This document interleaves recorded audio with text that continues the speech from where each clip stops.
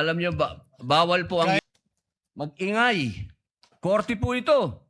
Napakahalaga po sa bawat pagdinig ay yung nagsasabi ng katotohanan. Tama po ba?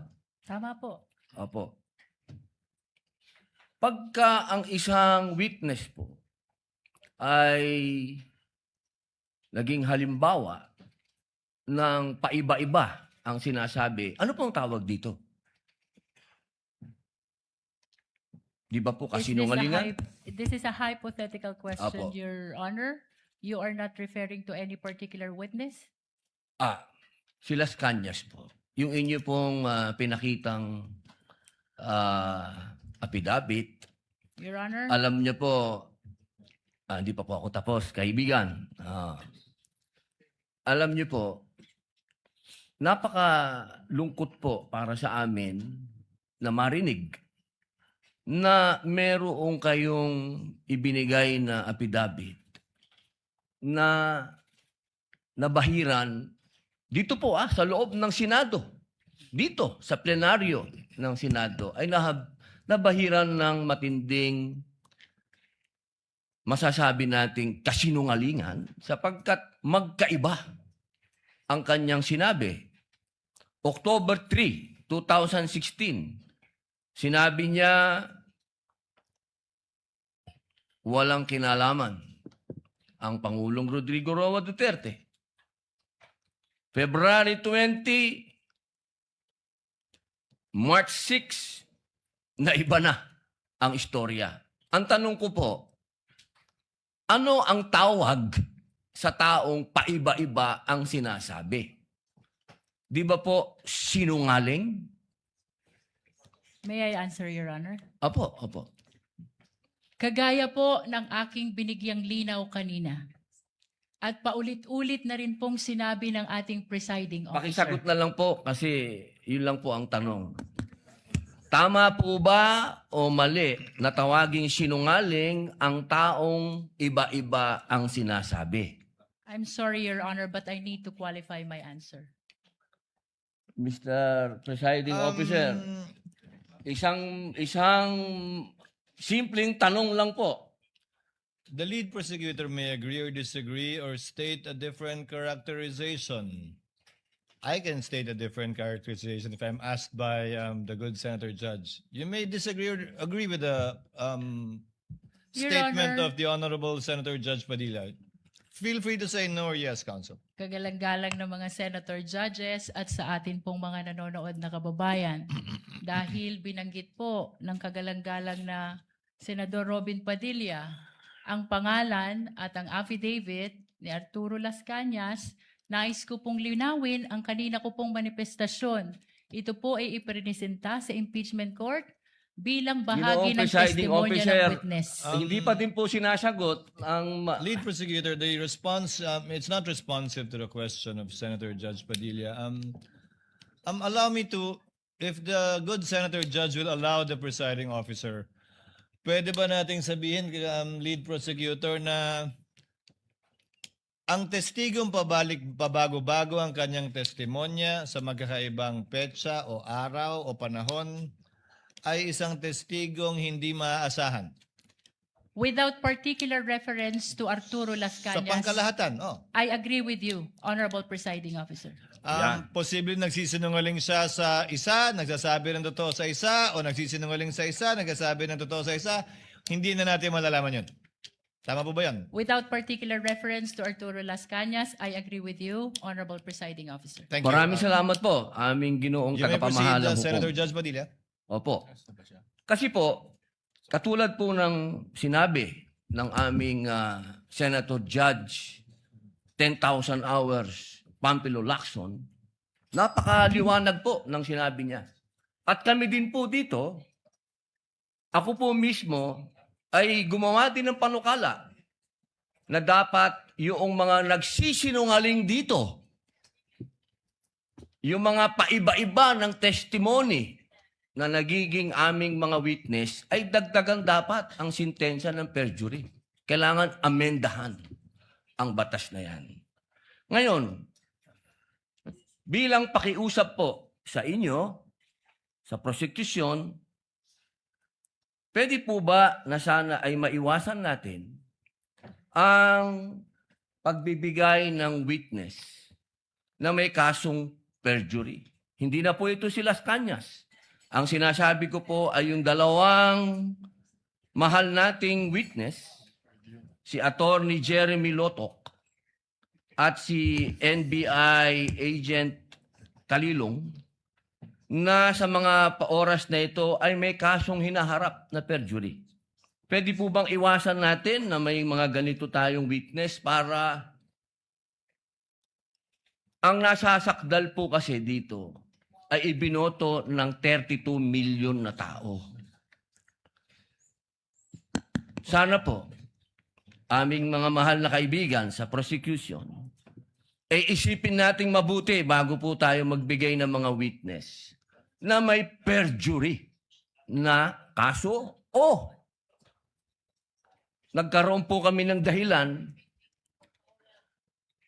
na gumawa ng amenda na itong perjury ay amendahan. Pwede po ba yon? Your Honor, with all due respect, I would like to take exception to the question and manifestation of the Honorable Senator Judge Robin Padilla. First of all, we were able to verify already that there are no cases pending against the prosecution witnesses. In addition, Your Honor, and only to respond to the concern of the Honorable Senator Judge Padilla, ang conviction po ay hindi ground for disqualification unless it is final and unless it is punishable by more than 1 year and that the crime constitutes moral turpitude. Alam niyo po, napakaganda po ng inyong sagot. Sana mag-ingay. Korte po ito. Thank you. You may proceed, Senator Judge. Who was speaking? Ako po, You may proceed, Senator Judge. I was Padilla. interrupted. With due English. apologies. So, ibig niyo pong sabihin, yung mga senator judges dito ngayon na humaharap sa kaso, na hindi po pinapayagan ng ombudsman at hindi pa rin sila guilty, ano pong ibig niyo sabihin? Your Honor, with all due respect, ang question niyo po kanina ay kaugnay ng pagtistigo. Testigo nga, Referring to judges the nga yung witnesses of sinasabi the eh. prosecution, Your Honor. Ang usapan po ay yung guilty or not guilty. Okay? So, tatanong na po ako ng bago. Opo. Pwede po ba? May I be clarified, Your Honor, on your last question about the senator you said are facing cases? Lead counsel, I think that was more Alam of niyo a- po, malinaw na po yung sinabi ko and wala po kayong karapatan magtanong Hindi, sa Senator Judge. diliwanagin ko nga po. I think Senator Judge Padilla was making a manifestation and not posing a question to the lead prosecutor in relation to our two colleagues. You may proceed, Senator Judge Padilla. Maraming salamat po, Ginoong tagapamahalang hukom. Pwede na po ba tayong mag-advance ng katanungan? Yes, Your Honor. Apo. Yung pong sinasabi ninyo, bakit nyo po nababanggit ang ICC dito? Ano po ang kinalaman ng ICC dito sa ating pagdinig? With all due respect, Honorable Senator Judge Robin Padilla, kagaya po ng nabanggit ko na, at marahil panglima ng banggit ng presiding officer, nabanggit po ang ICC, kaugnay ng affidavit ni Las Cañas, na ipirinisinta po ng prosecution bilang bahagi lamang ng testimonya ng witness at bilang bahagi ng naging investigasyon ng Special Task Force ng NBI. Maraming salamat po. Senator Judge Padilla will please wind up. You can Opo. avail of a second round if you wish. Opo. Maraming salamat po. So, ibig pong sabihin, malinaw, na kanina sinabi natin na What is the hindi pleasure siya... of, with the permission of Senator Judge and indulgence of Senator Judge Padilla, what is the pleasure of Senator Judge Rafi Tulfo? Walang mic. Kay Senator Padilla. Bakit pag sa kabila pinapayagan So dapat pag sinabing 2 minutes, 2 minutes. Pag sa amin sa majority, Pag 2 minutes, pinipindot nito. 2-3 beses. Totoo yan. Pero pag sa minority, umaabot na ng 5 minutes, 10 minutes. At meron akong record yan. Pinapayagan. Why? Thank you. The comments of Senator Judge Rafi Tulfo is recognized. However, the chair would like to point out that in the impeachment court, there is no majority nor minority. We are all requested also an additional time to finish his point, which the chair allowed. That's why the chair reminded Senator Judge Padilla to wind up because Hindi. his time already lapsed. Kaya nga, Mr. Presiding Officer, I'm sorry, I do have a lot of respect in you. Yung sa akin lang, kahit na sino senador, kapag dating na ng 2 minutes, pinipindutan ng bell eh. Ako ilang beses na ako nang pindutan ng bell. Nakakairita eh. Samantalang yung iba, hindi pinipindutan ng bell, umabot pa ng 5 minutes. I'm not referring to anybody here now. Yun lang yun eh. Kaya nga kuminsan, binubulungan ko na nun dyan eh. Oy, pindutin mo na yung bell. Para naman makapagsalita yung iba. Yun lang po. Wala na akong tinutukoy dito. Dapat maging fair tayo yung sa nagpipindot ng bell. Pag sinabing 2 minutes regardless kahit na sinong senador yan. Thank you. The clerk of court is instructed to kindly relate to the bell ringer. To kindly be consistent in doing the polite reminder to the senator judges with respect to the time allotted. Mr. Presiding Senator Officer. Judge Yes. Cayetano Alan. No, I take the comments of Senator Tulfo in order. I respect your opinion, but just to put on record, as you said, Senator Lacson a while ago asked for more time, binigay. Walang bell yon. Yesterday, 2 bell sa akin. 2 o 3? Dalawa lang ang bilang ko. 2 lang bilang mo. And maybe the solution is that after the first, isang bell na lang, pero kasi from the start of the impeachment trial, we asked the presiding officer at sabi mo nga, liberality, because then if we can't ask questions, baka magkaroon ng motion or mas lalong tatagal. Maybe you've been doing it naman, but yun nga, yung just ask to wrap up. But konting, we all want to get back to work. There's so much that we want to do. At least, wala ngang majority-minority, but at least wala ngang threat ng kaso sa majority eh. Kami magsalita dito, parang may sword sa aming nakatutok. So, konting pagbibigay din sa amin ng konting liberality din sa pagtatanong. Yes. But in accordance with the rules, tama naman po yung sinabi ni Senator Tulfo. The presiding officer shall take in advisement the points raised by Senator Judge Rafi Tulfo as well as the point raised by Senator Judge Allen. And in that spirit, kindly wind up, Senator Opo. Judge Padilla. Ginoong tagapamahalang hukom, nais ko lamang pong sagutin ang ating kaibigan na si Senator Rafi Tulfo. Sandali lang po. Kaibigan, mas mahaba kasi yung sagot ng ating prosecution. Ako po ay nagtatanong lamang ng oo ba o hindi. Opo. Pasensya na po. Opo. Kindly wind up, Senator Judge Padilla, but you're gonna Opo. bail of the Maraming second round salamat if there's po. one. Tatalon na po ako. Dito na po ako sa aking kaibigan. Maraming salamat po, kaibigan. Opo. Sa akin pong kaibigan, bilis lang po ito. Ako po ay napunta sa PDP laban dahil po sa inyo. Tama po. Opo. Kayo po ang kumimbinsi sa akin.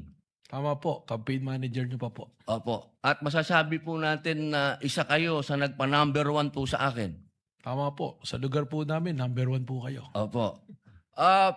Attorney Matibag, sumama po ako sa inyo dahil alam ko na isa po kayo sa arkitekto ng pagkapanalo ni President Rodrigo Roa Duterte. Tama po ba? Hindi po. Sapagkat noong 2016, ako po ay ang campaign manager ng Region 4A ni Secretary Mar Rojas po.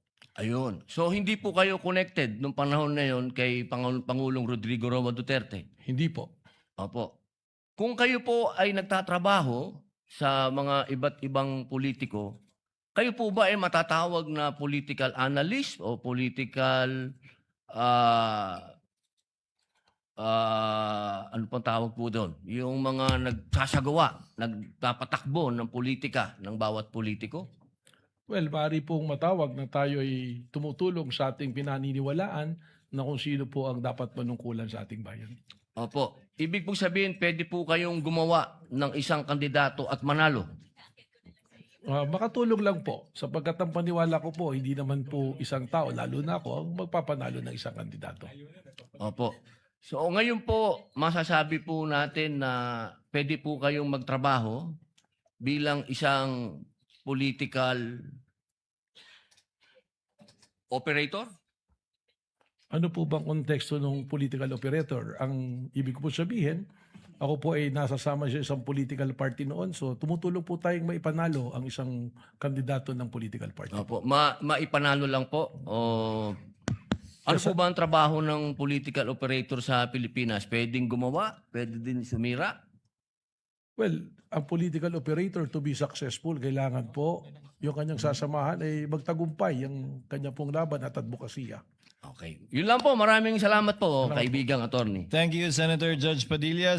The Senate President is recognized for his interjections. Thank you. Thank you, Mr. Presiding Officer.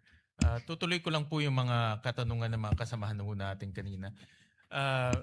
Mr. Witness, yung babalikan ko po yung persons of interest. Itong person of interest, ito yung nakausap niyong actual killer? Yung persons of interest po can be characterized na merong nakausap. Hindi, At pero meron- yung kausap niyo, ito ba yung actual na nakontrata? Well, persons of interest yun nga po, ang sinasabi nga po natin, ito yung maaring makapagturo. Hindi pa po natin nakausap ito lahat. Ang sinasabi ko po kanina, dun sa atin pong mga nakilala, meron na pong mga pamilya na gustong makipag-usap sa atin at magbigay ng impormasyon. Hindi. Katunayan, nakakausap na po. Hindi, so hindi ito yung actual na nakontrata? Yun po yung dumadaan pa po sa proseso ng aming pong pag-iimbestiga. Hindi, gusto ko lang by process of elimination. Yung nakausap niyo is hindi pa actual na nakontrata? Hindi pa po natin masiguro doon po sa natitirang numero kung ang isa doon ay siya talaga ang actual na nakontrata or grupo po. Yung ibang, nasabi niyo may iba rin ba kayong nakakausap pa? Tama po. Yung iba naman ay makakapagturo kung sino yung nakontrata. Tama po, Your Honor. Tama. At itong mga taong makakapagturo, ano po yung mga ebidensya na pwede niyong sabihin na credible itong mga taong to? Doon na po pumapasok yung mga intelligence report po sa amin using our tools, the human intel and Give the me an officer's example. intel. Bigyan lang niyo kami ng concrete example na ito ay credible, pwedeng paniwalaan na magtuturo. Just give us an example.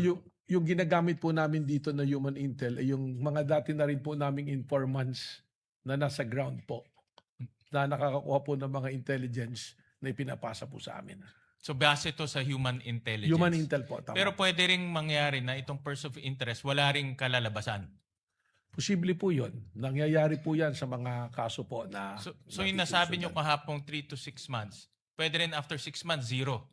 Walang kalalabasan. That is a possibility, pero gaya nga ng sabi ko, because we were able to narrow down the numbers at meron pong strong indication right now, kasama na nga po yung hangarin ng mga pamilya nitong mga taong nakausap na tinitingnan natin, eh dito po namin ibinabase na mukhang lalabas po ang positibong resulta po. So in other words, yung probability, mataas. From the scale of 1 to 10, doon po tayo ngayon sa 6 to 7 po. 6 to 7 na merong kalalabasan na magtuturong may nakontrata. Tama po. Babalikan ko lang yung statement nyo na nakakausap nyo parati yung na-mention nyo yung Vice President Security Group. Tama Kasama po yun sa isinama natin na pag-aaral po, pag-imbestiga. Correct. Kasama ba sila sa persons of interest? Itong Vice President Security Group? Meron Kasi pong... nabanggit nyo kahapon na madali silang tawagin, nandun lahat. No? Kasama ba sila dito sa persons of interest ninyo? Well, Kung pwede nyong sabihin, I know you're investigating, kung pwede lang sabihin, actually, meron pong personalidad na kasama ron. merong kasama doon. But naintindihan ko na itong VP Security Group is also members of the government. Yun nga po yung sinasabi ko that there are, actually, doon po sa aming na-narrow down, there are men in uniform who is in active service. Na pwede rin palitan ng executive at any given time. Tama?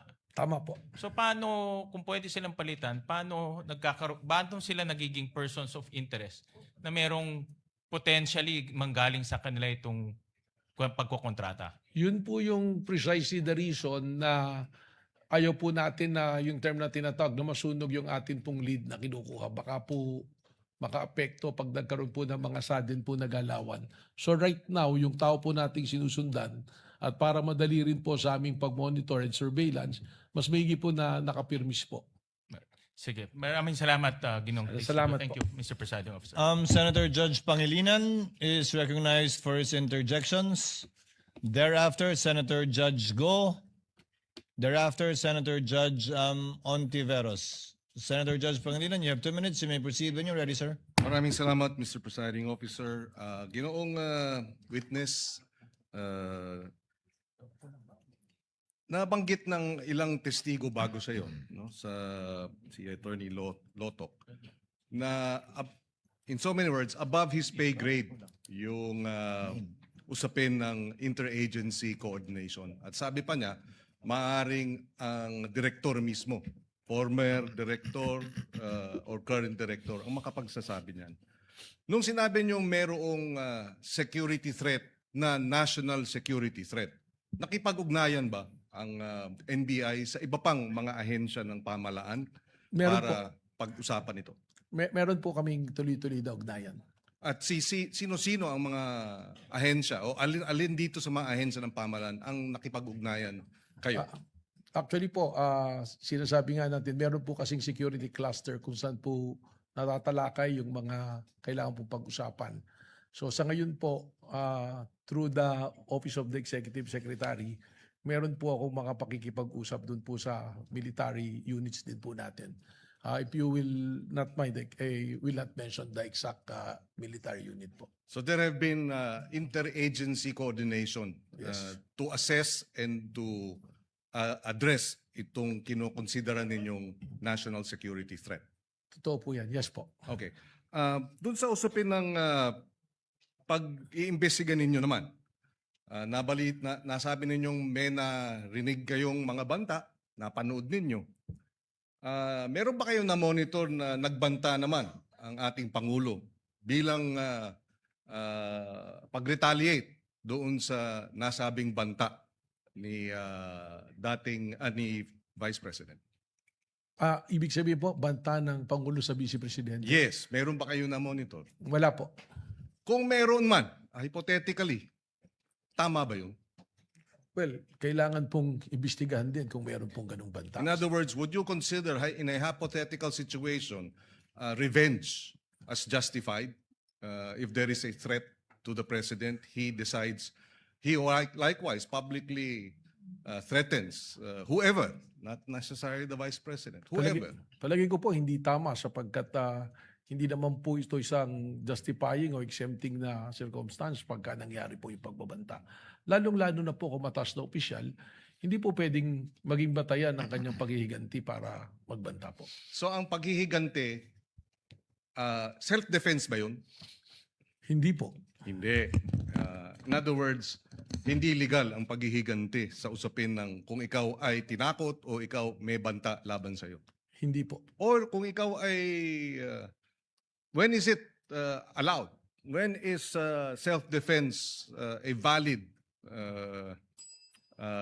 how do you call it, assertion to allow for non-liability for a crime? Kailan? Nakabalangkas po yan sa revised penal code. Kaya lang, hindi ko po kabisado. Pero kung meron po talagang yung talaga actual na ang isa pong malinaw ay nangyayari na at kailangan mo iligtas ang buhay, karangalan at property po ng ibang tao at lalong-lalo ng mga kamag-anak mo or kaibigan, doon po pumapasok yung self-defense na valid. May mga po siya, elemento po. So, just to wrap up, so ang banta ng Pangulo, hypothetically, ay hindi tama.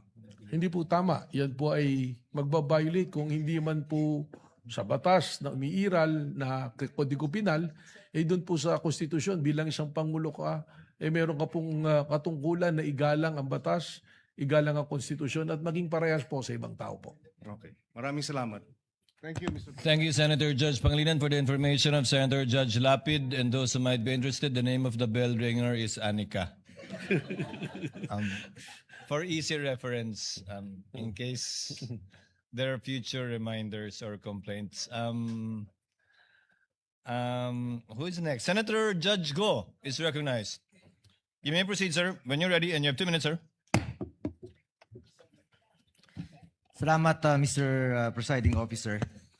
I just want to put it on record, no, given that the incident with the sheriff in July 2011 was discussed in detail during the cross-examination of the defense earlier. I just find it proper that I shed light on the matter without any bias, given that these are matters of fact and based on personal knowledge. Since nabanggit po at ipinakita po kahapon, wag mo nang pumatak yung oras, hindi pa naman tanong yun. Kasama na, sir? Since nabanggit at ipinakita po kahapon ng insidente noong July 2011 involving the Vice President, then Mayor Sara Duterte, and a sheriff, I would like to examine the relevance and context of this incident in determining the pattern of behavior of the Vice President. May I ask the NBI Director, would you agree that determining the context of actions of individuals is important to have a fair and impartial investigations? Yun po yung kasama doon, yung historical behavior to establish a pattern of violence. Okay. Are you aware na may alam niyo ba yung konteksto at dahilan kung bakit nagawa ni then Mayor Sara Duterte yon? And are you aware na may demolition noong panahong yon involving 217 families who were facing eviction? Tama po, ang pagkakaalam ko po, si Sheriff Abe ay dala-dala ang isang legal and valid order of demolition at gusto niyang ipatupad po yung demolition bilang pagganap po sa kanyang tungkulin po.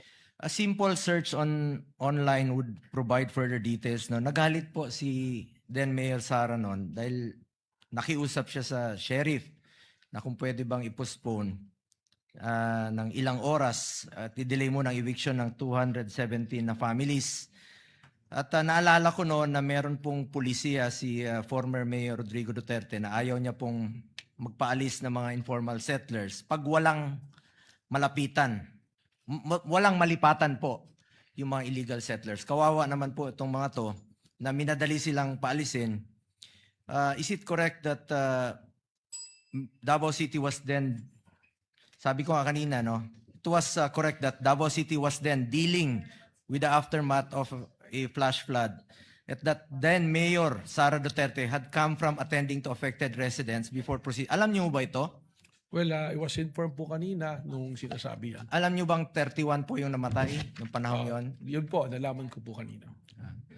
Actually, nandun po ako nung nangyari po yung insidente. At after 2 days, bumisita rin po yung si former Vice President Jojo Binay. Kasama niya yung anak niya na si Senator Nancy Binay. Mismo, witness po ako doon na talagang hirap ng sitwasyon. June 29 po yung nangyari na madaling araw, yung flash floods. At marami pong namatay, no? 28 to 31. At after a day, July 1, may schedule po yung sheriff na paalisin yung mga informal settlers na wala pang malilipatan. Ang maalala ko lang po na nakiusap si then Mayor Sara na kung pwedeng ipagpaliban muna ng ilang oras o araw yung pag demolish po sa mga illegal or informal settlers na walang malilipatan. Actually, sa totoo lamang po, since we are here for the search for the truth and justice, I believe it is incumbent upon me to put on record my recollection of what happened. Yun po yung maalala ko. Sabi ko nga na may pulisiya po yung syudad noon na kung walang malilipatan yung mga informal settlers ay wag munang paalisin. Kawawa po yung mga kababayan nating mahirap na wala pong malilipatan. Yun po ang konteksto ng nangyari. We are not justifying violence, but we are highlighting that context is important to have a fair assessment of the incident. Magkakaiba naman po yung nangyari nung 2011 sa mga pangyayaring iniimbestigahan niyo po dito. In fact, not just this incident, in our search for the truth, importante alamin natin ang dahilan at konteksto ng mga pangyayari upang maging patas, objective at makatarungan ang ating pagsusuri. Yun lamang po. Ubus na yung Thank you. oras ko. Last 2 minutes na po. Thank you, Thank you, Mr. Senator Judge. President. Thank you, Go. Mr. Presiding Officer. Salamat po. Tapos na ba yung oras ko? Sabi ni Anika, tapos na daw. Pagtabla yun sa basketball po, pagtabla sa last 2 minutes. May Salamat extension na 5 minutes po. Thank you, second round. Thank you, Senator Judge. Go. Senator Judge Ontiveros is recognized. You may proceed, ma'am, when you're ready. You have 2 minutes as well. Salamat, Mr. Presiding Officer. Mr. Witness, nabanggit po kanina ang political speech at pag-express ng dissent sa gobyerno. Bilang abogado at public servant, kailan po sa tingin ninyo lumalampas sa kritisismo at nagiging national security concern? Ang isa pong kritisismo ay lumalagpas na sa yung kalayaan magsalita kung meron na po tayong nalalagpasan at nababiolate na batas at lalong-lalo na po kung ito ay maghahantong sa kaguluhan at makukompromiso po ang ating national security. If our national security will be under attack, malaki po itong problema. So kung may kritisismo pero meron din pong potensyal na lumikha ng kaguluhan o gawing insecure ang national security, lumalampas na po sa kritisismo, nagiging concern of national security ayon sa tingin po ninyo. Tama po, binabantayan na po natin yan ng masusi at mas malapit na pagbabantay. Alright, salamat po. Ibang paksa naman po, Mr. Witness, sa lahat po ba ng sitwasyon kung saan nag-iba ang testimonya ng isang witness, masasabi po bang wala ng katotohanan yung pahayag nila? Ang testimonya po na paiba-iba ay dyan po pumapasok yung intervention ng korte na nakikinig kung anong testimonya ang dapat pakinggan. At titingnan po dyan ano ba ang circumstances, bakit may ganong testimonya, bakit nagbago, at eventually kung ano po yung talagang nilagdaan at kinilala, ay importante po yun. Speaking of yung circumstances, meron po bang mga valid reasons o meron po bang mga dahilan kung bakit nag-iiba ang testimonya sa karanasan at obserbasyon nyo? Marami po. Marami pong may pagbabanta sa buhay ng tumitistigo o sa kanyang pamilya o sa kanyang katatayuan. Maaari din po na dahil may konsiderasyon na pinansyal, ay pwedeng magbagong testimonya. At meron pa po siguro na tinitingnan din kung napasasakripisyo ang kanyang pagkatao, hindi naman yung banta sa buhay niya, kundi sa pagkakakulong or kung ano man, or meron pong taong gusto pong pagbigyan sa kanyang pagtistigo. So bagamat syempre naman po naghihigpit ang korte sa mga usapin ng katotohanan at standards ng katotohanan, ay hindi po masasabi sa lahat ng pagkakataon na wala ng katotohanan ang isang testimonya o yun, na Tama po hindi yan. na totoo ang isang testimonya o bahagi ng isang testimonya. Tama po yan at lalong-lalo na kung may iba pong ebidensya, whether documentary or testimonial evidence din, pwede pong ibangga doon sa testimonyang sinabi para ma-attain po at makita kung kailangang tanggapin o paniwalaan ng testimonyang sinasabi po ng isang tao. At doon po pumapasok yung wisdom ng korte, timbangin ang lahat at subukan pa rin gabayan ang buong proseso na buuin yung buong kwento at totoong kwento mula sa kahit pira-piraso. Tama po yun, yung wisdom and of course guided po by the law, the letters and the spirit of the law po. Of course. Huling tanong na lamang po, Mr. Witness. Sundan ko yung tanong kanina ni Senate President tungkol sa persons of interest. At ang punto po ninyo, tama po ba na pwedeng persons of interest ang kanyang mga security ni Vice President? Wrapping up, Mr. Presiding Officer, ilan po sa pagkakaalam nyo ang security complement ni Vice President? Hindi ko po ako sigurado sa eksaktong numero but what I've seen from the news before it's 750 and it's reduced to 300 plus po. 300 plus ang security complement ni Vice President.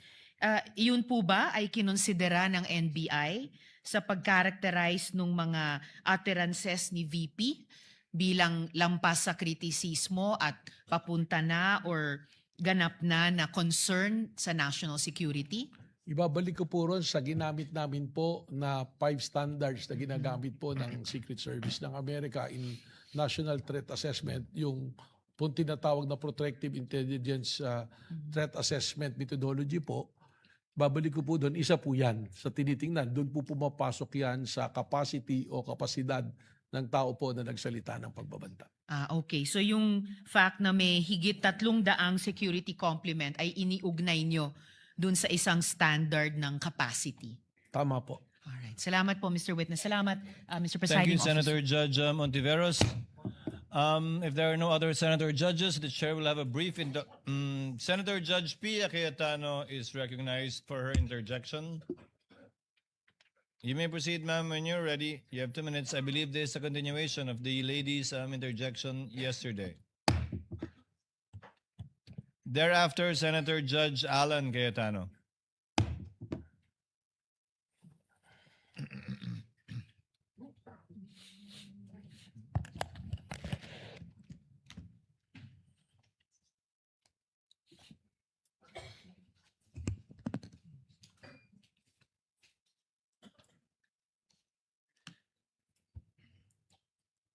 We are ready, Mr. Presiding Officer. For the witness. Sir, nung May 13, you're recorded as saying, katunayan, nakiusap nga po ako kay John Consulta na puntahan kami dito sa Sequoia Hotel dahil meron po kaming planning mula po pa kaninang umaga, and you went on to say nandun ka with all the deputy directors, etc. Do you confirm? Well, kausap ko po si John Consulta. No, just confirm, sir. Did you say Yes, that I na talked nandun to- kayo sa Sequoia? Hindi, yun lang. Yung statement Ang na haba yun. po kasi yung statement nyo. I just pasensya need na. you to confirm, did you say that you were in Sequoia? Yes, I talked to Thank you. So John you are Consulta. confirming. Okay. Yes po. And then later on, dinagdag nyo, wala kami sa Senado, we are on stand down because that's the instructions. Did you also say that? Yes po. Thank you. Meanwhile, in another interview, you then said, mayroon request si GM Veloso to help them secure the area kasi napapansin nila na magulo, labas-pasok. Nagpadala kaming ilan lang na ahente, parang 4 to 6 na tao, na nag-iikot sa premises ng GIS. Hindi pumasok sa Senado. I am quoting Inquirer dated 13 May 2026. Did you say this? Yes, sa GSIS po. Okay, thank you. So, I asked now for the kind indulgence. May papa-flash lang ako. It's just a photo, dear colleagues, both parties. Paki-flash lang. So, sabi nyo nasa GSIS. You confirm na nasa GSIS Tama yung mga po. ahente mo.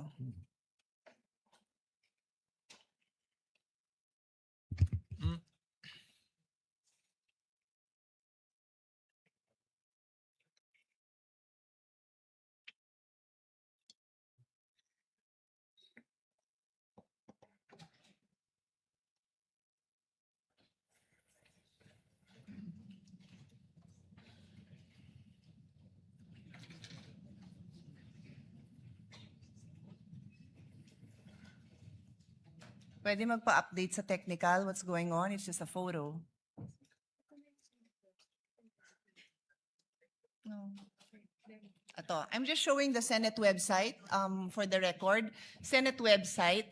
Tapos po, nandito po sa right corner, can you read it, sir? It says contact information. Can you read it? Hindi ko po Okay, mababasa. paabot ko sa page yung same thing. It is just the Senate website. Page, pakiabot. Thank you. Pakibasa lang po yung address ng Senado.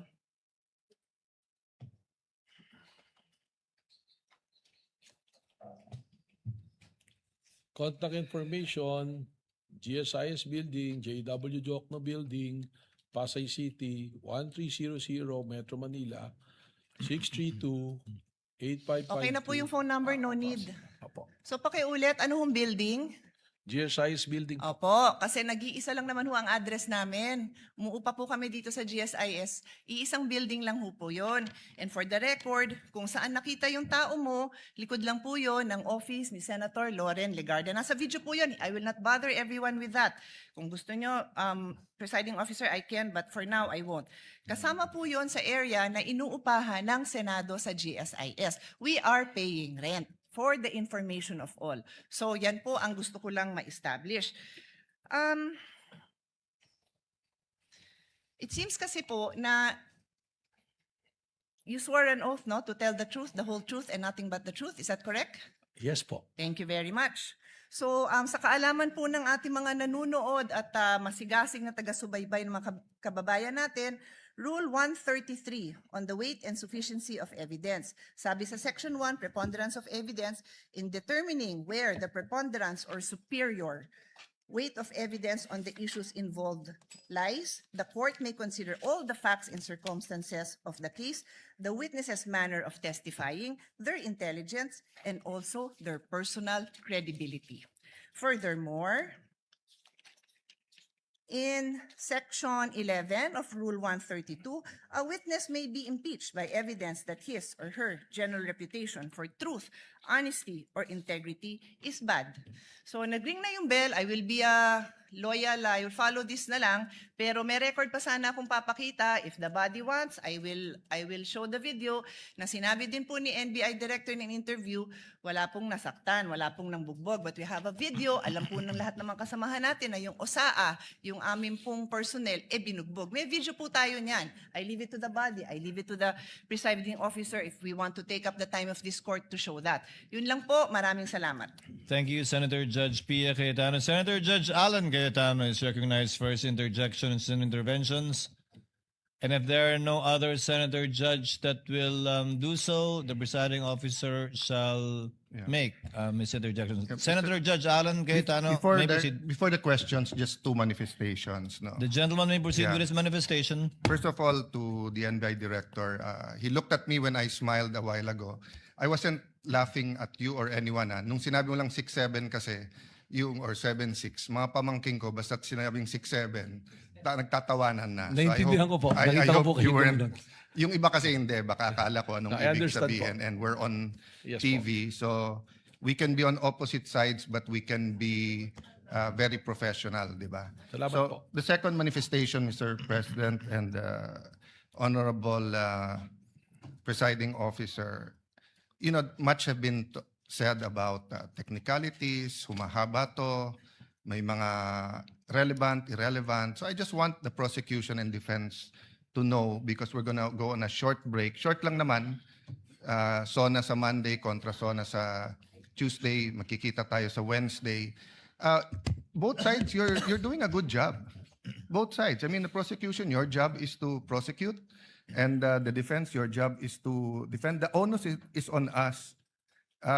May tinatawag na defense senator judge, may tinatawag na prosecution senator judge.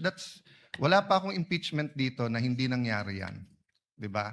Ang importante, hindi lang yung resulta, but yung proseso. And I always say, democracy is messy. If you want a dictatorship, it's less messy, but it's a dictatorship. May problema. You want a democracy, it's not, di ba? Having said that, I have a lot of questions, but I want to show Senator Raffy Tulfo some good faith because he always shows me good faith when we're in the lounge. Hindi ko na itatanong today, since I think in the next few weeks, madalas naman kami magkikita ni Director Matibag dahil marami siyang iniimbestigahan na kasama ako doon. So I'll be seeing you, Mr. Director. Thank you, Mr. Presiding Officer. Thank you, Senator Judge Alan Cayetano. Senator Judge Amy Marcos is recognized for her questions and interjections. You may proceed, ma'am. You have 2 minutes. Yes, thank you very much to our presiding judge. Kumusta Attorney Mel, Congresswoman Ann, at sa lahat na narito. Itatanong ko lang, kasi sinusundan ko rin yung kwento ninyo, na kahapon sabi ninyo na 100% certain na si VP Sara contracted someone over the alleged plan to kill the president as well as 2 others. Tapos, ito naman, corroborative naman ito, nung sinabi ninyo, nung 29 April yata sa House of Representatives, na sinabi rin ninyo, meron na kaming leads at mukhang talaga yun ang findings. Kaya may grave threat at inciting. Tama ba na sinabi po ninyo to? Tama po. Meron pong report po. At alam din natin na nag-file na yung NBI February 2025 na ng inciting to sedition case against BP nung February last year. Ngayon, nagtatanong lang ako, 14 months later, as late as 29 April, the NBI still has not identified yung supposed assassin. Does it mean na at that time na nagpila sila ng kaso ng inciting noong Pebrero na nakaraang taon, the NBI wasn't even sure if there was an actual assassin? Alam ko before your time to, no, Mel? Pero tinatanong ko lang, how can the NBI be sure there was really a contract if they can't even identify the said assassin? Respectfully po, Your Honor, magkaiba po kasi ang elemento nung yung pong kaso ng grave threat saka inciting based on the investigation report at based po sa findings ng NBI noon, nakumpleto na po yung elemento ng grave threats saka ng inciting to sedition. Hindi naman po kailangang mahanap kung sino po yung kinausap na assassin. That is not an element for the filing of a complaint. So ang sinasabi po ninyo, tama yung pagka-file, pero hindi kompleto yung mga findings dun sa affidavit of investigation dahil yan din ang sinabi ni NBI agent Attorney Longtok na nandito siya at pinahiwatig niya na siya ay lead investigator pero wala siyang personal knowledge of whether there was an actual assassin. So, why is it that 14 months after filing of the cases, the assassin is yet to be named? At ngayon, humihingi pa kayo ng 3 hanggang 6 na buwan para tuklasin kung sino nga yun. Ganito nga po, yung pong grave threat at inciting to sedition, nandun na po sa DOJ yan. That is the subject of a resolution na dapat gawin ng DOJ. Magkaiba po yan, ihiwalay po natin. Ito po ang ating investigation dito is an investigation because of the continuing active and serious threat to the President amounting to the effect that yung national security is only being compromised. Pero So hindi doon po po natin yan. tinitingnan. Hindi po yan ang sinabi ninyo eh. Kasi ang sinabi ninyo doon sa House of Representatives, sa Justice Committee, maliwanag. Sa amin nyo na meron kaming leads at mukhang ito na talaga ang findings. Kaya nga po nag-file ng kaso ng grave threat at inciting to sedition. Sabi ninyo, yan ang dahilan. That was your statement. Because if you stand by these words na may finding na talaga, at yun ang dahilan kaya nagpila noong February, as early as February, the date that the NBI filed, the NBI already had findings that VP Sara spoke with an assassin. How come kayo ngayon, sinasabi ninyo na wala naman nung panahon na yon? Ganon din ang sinabi ni Attorney Lotok. So, hindi ko maintindihan ngayon, talaga bang may assassin na na-identify nung Pebrero o wala? Wala pong na-identify noong February. Bakit ninyo sinabi Kasi- doon sa House of Representatives na yung dahilan na nagpila ng kaso kasi meron na kayong assassin? That is totally magkaiba po na issue. Again, babalik po ako. Pareho yung issue kasi yun din ang inaalam ng Justice Committee noon At ang liwaliwanag na sabi nyo, yung dahilan na nakapagpila na sila ay dahil natuklasan na yung assassin. Wala po akong sinabi doon na natuklasan. I also mentioned at that time that there are persons of interest. Again, we have to go back po na yung inciting to Hawak sedition ko and po yung grave threat. transcript kasi. Okay Oo. po, tama naman po yung binabasa Kaya niyo. nga nag-file ng kaso kasi meron na kaming leads. Ang Well, liwanag ng pagkasabi ninyo eh. we are referring, may lead na nga po, ibig sabihin, yung pong grave threat, completed na eh. Meron ng threat. In fact, tumatawid na po tayo sa merong kinausap. And we are already talking about na doon sa admission ni mismo ni Vice President Sara na meron siyang kinausap na papatay at pumayag yung papatay. Parang napakaliwanag nung sinabi niyo noon at mas malabo di hamak ngayon. Ngayon, bakit kinailangan pa mag-issue ng AO11 kung talaga namang continuing investigation? Dahil ba ito sa April 12 yung sinasabi niyong Rage Coalition? Kasama po yan, paulit-ulit ko pong sinasabi na there is a 5 points na tinignan po natin na ginagamit po ng isang social Yes, we're service. aware of that. The sexual, economic, etc. Alam naman natin yon kasi yan din ang gamit ng US, di ba? Tama po. Kaya Na- po, merong ongoing investigation. Sinabi ko na yung threat is serious, continuing, and active, na ito po ay tumatawid na rin to the level of national security. Kung talagang may pattern of violence, doon sa Rage Coalition launching, andun ba si VP Sara? Wala po. Ganun pala eh. As a matter of fact, she wasn't even there. Siya ba nagsalita? Siya ba nagsabi nun? Si Mayor Basti po. Are you implying na may conspiracy kay VP Sara at Mayor Baste to have the president killed? Yan po yung aming tinitingnan. Kanina po, tanong ni Senator Ping Lacson, tinitingnan po natin kung merong sabwatan po na nangyayari. May katibayan ba tayo dito sa conspiracy? Dahil matindi ang pinag-aralan nyo bilang abogado. Sapat ba ito para ipakita na may conspiracy dun sa dalawa? Yun po din yung sagot ko kanina kay Senator Ping Lacson, kaya po hindi pa nakasuhan sapagkat tulad po ng mga kaso na pumapasok at alam po ng mga abogado na conspiracy is sometimes harder to prove than the crime itself. That's why we have to make a case build-up para masiguro po natin ng isasampang kaso Sa ay madaling lulusot. sabi, wala pa pong katibayan ng conspiracy. Yun po yung tinitingnan nga nating anggulo kaya Yun nga, tinitingnan pero mga sa ebidensya. ngayon, habang tayo ang naglilitis dito, wala pa. Kung meron na po, na-file na po namin yan. Kailangan po lumusot ito under Memorandum Circular number 20 of the Department of Justice. Ngayon, Reasonable certainty of conviction. alam natin yan. Ang sabi ninyo, yung Special Task Force, ano ang gagawin ng Special Task Force kung natumbok na rin yung assassin nung Pebrero pa? O Then- natumbok na ninyo ngayon na nasa ilan na na-interview ninyo? Ano ang gagawin sa mga assassin na to? Then, kailangan po natin silang imbestigan at kausapin kung gaano kalawak para malaman po natin kung huminto na ba ang threat sa presidente. Sapagkat alamin natin kung sino po ang makakausap.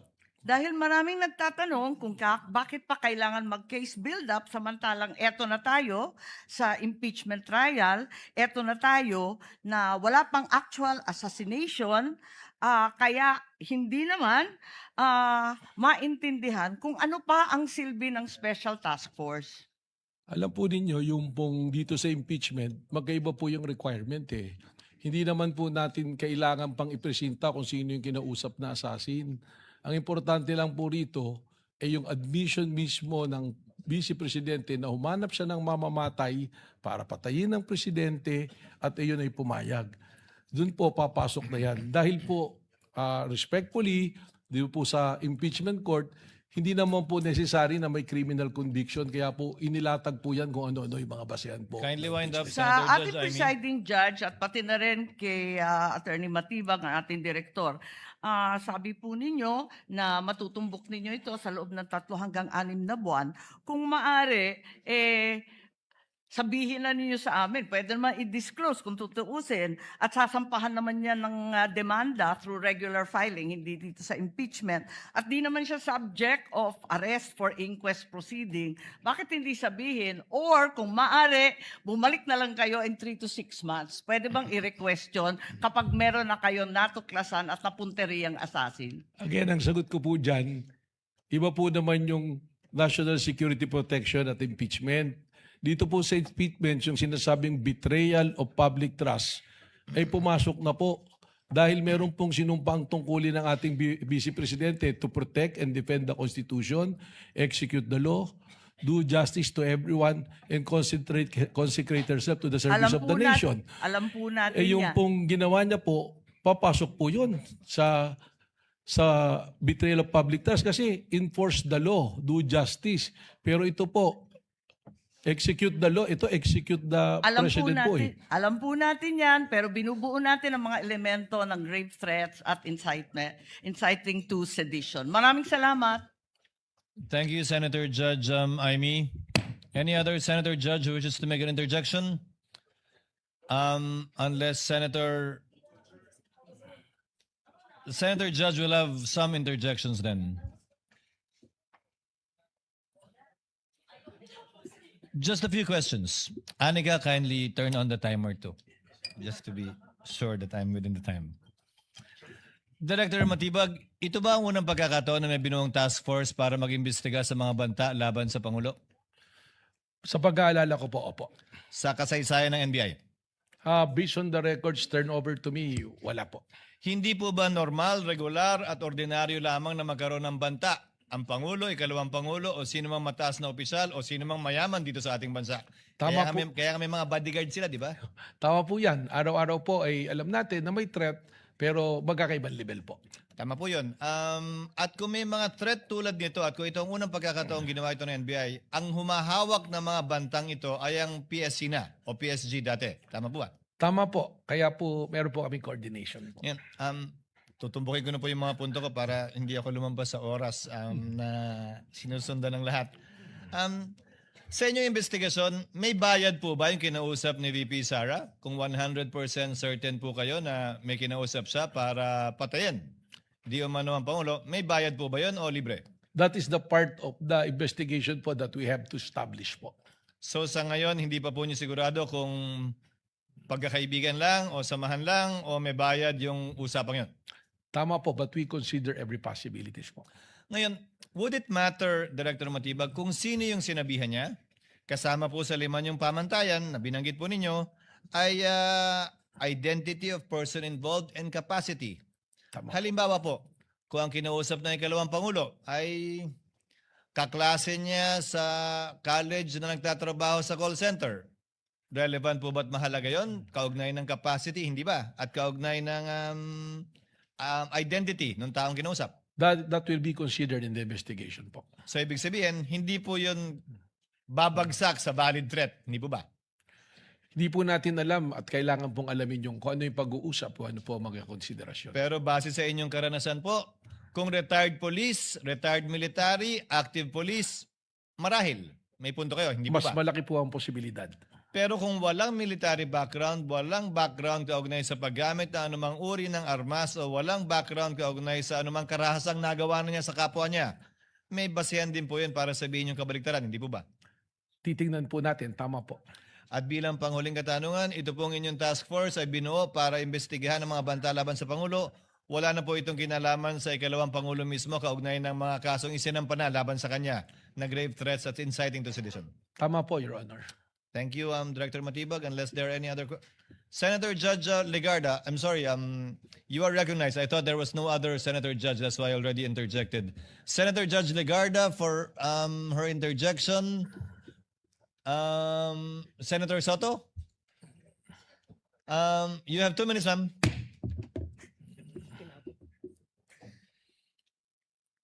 I guess I'm the last to ask. I don't know why the majority senators, Macho Block, don't want me to ask simple questions on national security. Keep on laughing. No, this is levity aside. It's a barkada talk. It's very simple.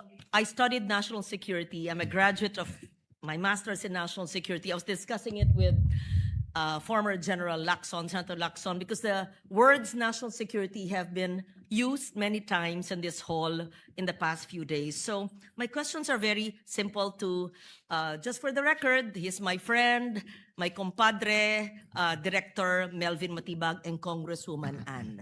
Okay. So hindi po dahil nagpapalambot ako dahil kumpare ko siya, gusto ko lang ipahayag ang simpleng katanungan dahil madalas niyong ginagamit, national security. At alam to ni Melvin, I'm a national security kung si expert, graduate, I studied it. Batay po sa inyong kaalaman, records o ebidensyang nakalap, meron bang mas malawak na koordinasyon sa isang interagency task force o coordinated action sa pagitan ng inyong bureau, ang NBI, ang Presidential Security Command or Group, perhaps ang Philippine National Police, or even the National Security Council or ang NSA at iba pang mga ahensyang may kaugnayan dahil sa mga alleged na pahayag ng ating Vice Presidente? Meron po, ako po meron makikipag-usap po sa PSG po, may coordination kami. Katunayan, yung pong aming ibang inaksyonan ay base po sa intel report po sa amin ng PSD, ng Presidential Security Command.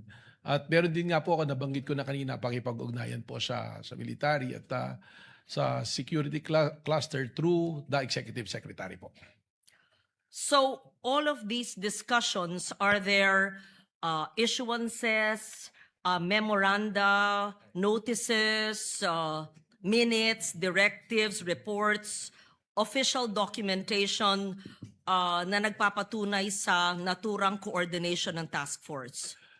Yung pong aking mga report ay akin pong isinusumite through the Office of Executive Secretary po. How long have you had this interagency task force, and is there such a name of a task force? Where was it? Kailan po tinatag? Kailan natapos? Was there a terminal report? And would you consider it, you've always said it's a national security concern. Well, there's no specific task force, but the coordination, as I said, is to the Executive Secretary, but we are also coordinating with the Presidential Security Command and on the military group po. Mr. Presiding Officer, would the reports of the interagency task force na tinatag ng NBI be given to the body so that we have an idea of the investigations conducted by the NBI? Has it been submitted? Let the presiding officer make a distinction. Again, the court should be a passive body. We should be receiving evidence through the Through the prosecutor or the defense? through the yes. counsel Through the of the counsels. parties. Unless someone would present it, the court should simply await its submission, if at all, through the parties. So my question would be, was this submitted as part of your evidence, the terminal report and the investigations conducted by this interagency body? Because it's the first time I'm actually realizing that there was such an interagency body and that this was actually discussed in the National Security Council. Well, sabi ko nga po through the Executive Secretary, we have been making reports, and for reasons that I mentioned yesterday that I cannot give the reports for that are confidential in nature, ay hindi ko po ito may bahagi sa impeachment court po na ito. So wala pong pinabigyan na maski anong mga kopya ng reports, even just a summation of all these investigations. It was given po to the Executive Secretary po. And this court has Wala po. no copy of it. Therefore, I would terminate my questions here. And if we don't have a copy of that report, then we leave it at that. Thank you very much. Salamat po. Thank you, Senator Judge Legarda. If there are no other senator judges who wishes to make interjections, is there anything that either of the counsel for the parties wish to state before we adjourn?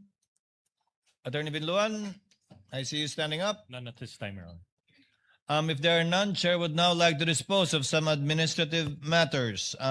First, the Chair would like to remind the parties in connection with the conference for the marking and/or transfer of markings and comparison of video exhibits tomorrow at 10 a.m. at the Rector Room. This shall proceed.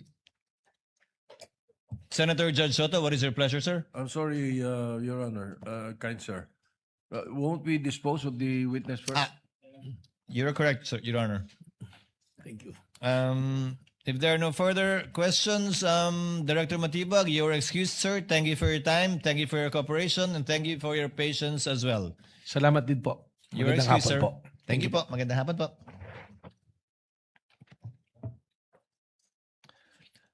To restate, the conference tomorrow at 10 a.m., the parties are duly reminded at the Rector Room.